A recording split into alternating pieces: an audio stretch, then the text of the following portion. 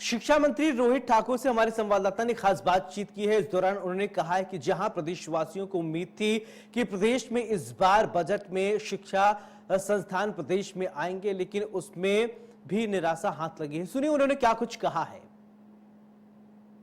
मंत्री रोहित ठाकुर जी जानना चाहेंगे जो नरेंद्र मोदी का जो तीसरा कार्यकाल का जो पहला बजट प्रस्तुत हुआ है, देखा जा रहा है जिस तरीके पर जो उच्च शिक्षा है उसमें 10 लाख रुपए का जो ऋण की सुविधा दी जा रही है और जो ब्याज दर है 3% डिस्काउंट है। कुल मिलाकर जानना चाहेंगे कि प्रदेश के लिए ये बजट कैसा है। जी सर, आपका स्वागत है सर। जहाँ तो आप अन्य योजनाओं की बात करें तो मैं समझता हूँ पूरे भारतवर्ष के लिए है, लेकिन जहाँ संबंधित बात हमारे प्रदेश की आती है मैं तो यही कहूँगा कि वहाँ को निराशा हुई है। और जिस तरह से पिछले निरंतर 3 चुनाव से, चाहे 2014 की बात हो, 19 की बात हो, 24 के चुनाव में भी चारों सीटें भारतीय जनता पार्टी को हिमाचल प्रदेश से मिली थी, अच्छे मतों के साथ मिली थी और हमें आशा थी कि हमारे नए संस्थान हिमाचल प्रदेश में आए और विशेषकर जो हमारे प्रदेश से जुड़े हुए, आर्थिकी से जुड़े हुए जो मैं समझता हूँ हमारे क्षेत्र, चाहे टूरिज्म की बात हो, हॉर्टिकल्चर की बात हो, उसके बारे में अवश्य इस बजट में आता तो उसमें भी हमारे को निराशा हुई। यहाँ तक कि पिछले वर्ष जो इतनी भारी तबाही पूरे हिमाचल प्रदेश की हुई थी, लगभग कोई 12,000 करोड़ के आसपास की क्षति हुई और हमने time to time government of India को अपने लॉसेस, अपने सारा आंकलन केंद्र को दिया था और ये खेद का विषय है जहाँ पिछले वर्ष भी हमें घोर निराशा हुई है। इस वर्ष भी जो बजट के दौरान जिसका उल्लेख हमारी मैडम निर्मला सीतारमण जी जो हमारी यूनियन फाइनेंस मिनिस्टर है,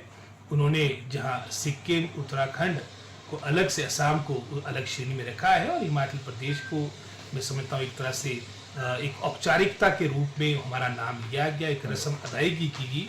और ये बहुत ही मैं समझता हूँ निराशा की बात है कि जहां हम ये आशा रख रहे थे कि नए संस्थान हमारे प्रदेश के लिए आते हैं, कोई पैकेज जैसे हमारे बिहार और आपके आंध्र प्रदेश के लिए हम दरियादिली मोदी सरकार ने दिखाई है, कुछ हिमाचल देवभूमि के लिए भी, विशेषकर उन परिस्थितियों में जब हमारे राष्ट्र के प्रधानमंत्री हिमाचल प्रदेश के साथ अपने कटुट संबंध बोलते हैं। लेकिन एक खेद का विषय है कि तीसरी पारी भी जो हमारे बजट की आपकी प्रारंभ हुई है मोदी सरकार की, इसमें प्रदेश को घोर निराशा हुई है। रोजी ये भी जानना चाहेंगे खासकर शिक्षा संस्थानों के अलावा और कौन से ऐसे वर्ग है जिसका शोषण इस बजट में किया गया। मैं समझता हूँ चाहे किसानों बागवानों की बात हो, क्योंकि हमारा जैसे मैंने पहले कहा हमारा प्रदेश 90% ग्रामीण क्षेत्र में रहता है, 70% हमारे रूरल इकोनॉमी से जुड़े हुए लोग हैं, किसान बागवान हैं।